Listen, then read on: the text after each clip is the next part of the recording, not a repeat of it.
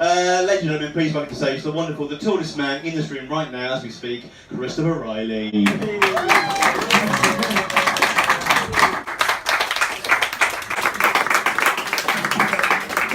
So because you're all sitting down, hello, I'm Christopher Riley, and I am Ginger. Yeah! Yes, never got that reaction at secondary school. Now, you might not think I'm that ginger, it's kind of brown now these days, but back when I was a kid, I looked like a Sainsbury's carry bag and sprouted a body.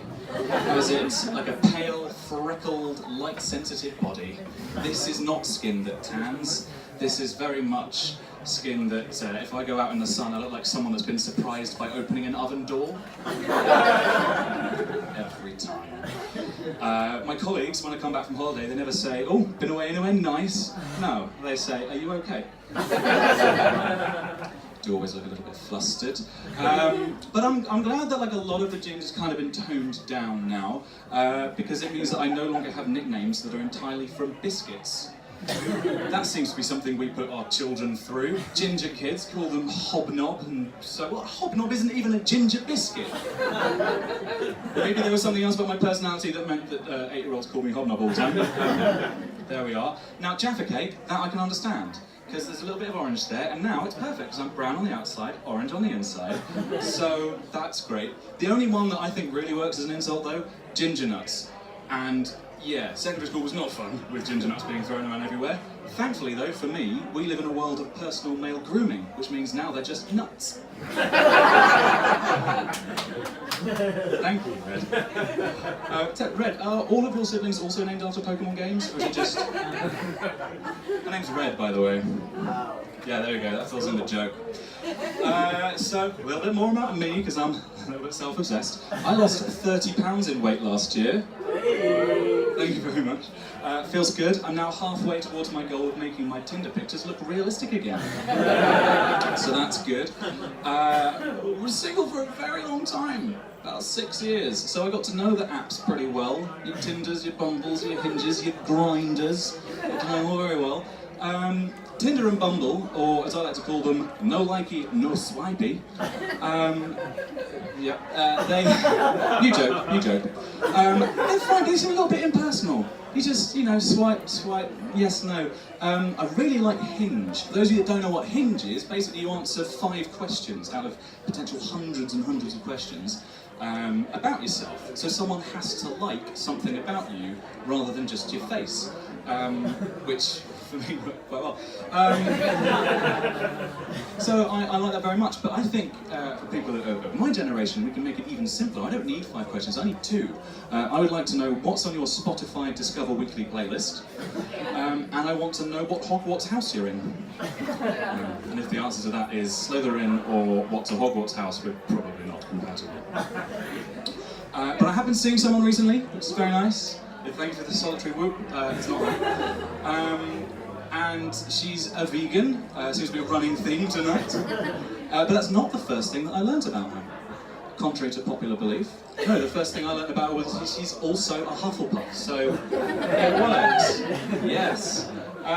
So now that I'm kind of in a relationship again, the last time I was in a long-term relationship, by the way, Boris Johnson was still the lovable rogue mayor of London getting stuck on a zip wire. That's August 2012. Yeah, really. Thank you, it's my pain too. So, you get back into a relationship and you start thinking about sex. I mean, as if I wasn't already, but anyone here ever had sex? That was the most underwhelming.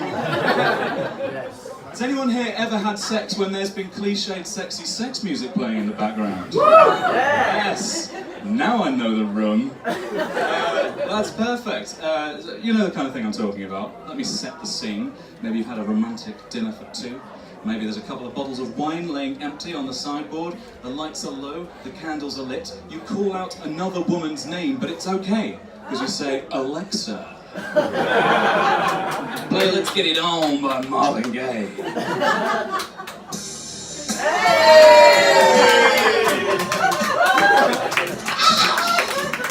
These dance moves, by the way, explain at least 4 of the 6 years of single. You might think that that's incredibly cliched, sexy sex music, and you would be correct.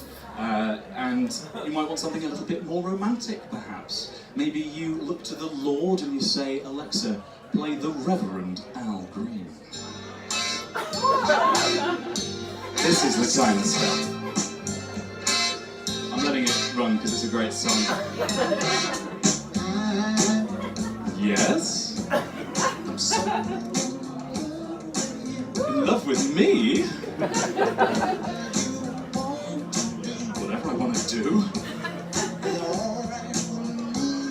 Oh, you're kinky, Al Green.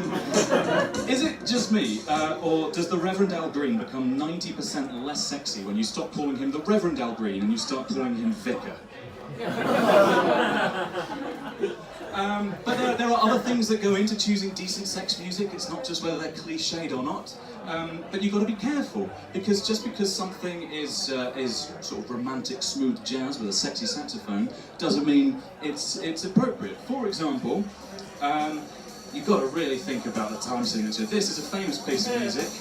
This is called Take 5 by Dave Brubeck. You've got to be careful when you're having sex to this, because it's an irregular time beat.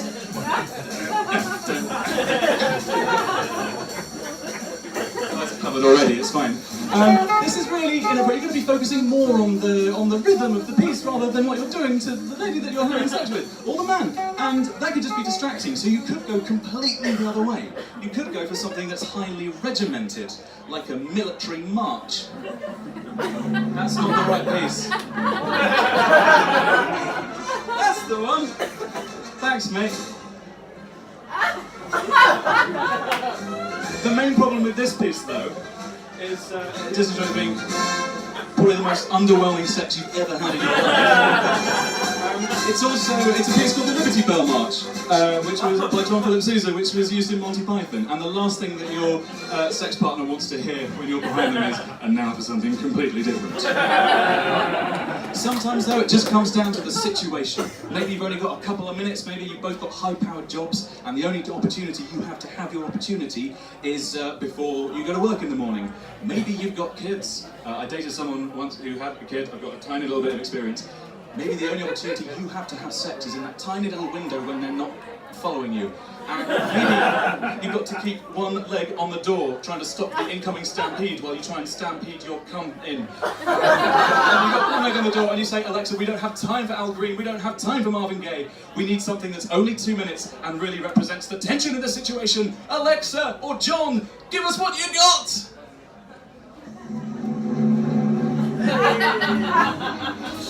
I think that ended up, that was pretty well as it could have done. I'm taking it over. I've been Christopher Riley. Thank you very much.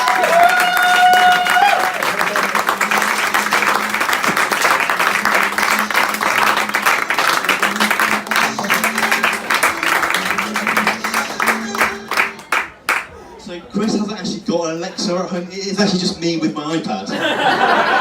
And when he's alone, 21 Seconds by So Solid Crew.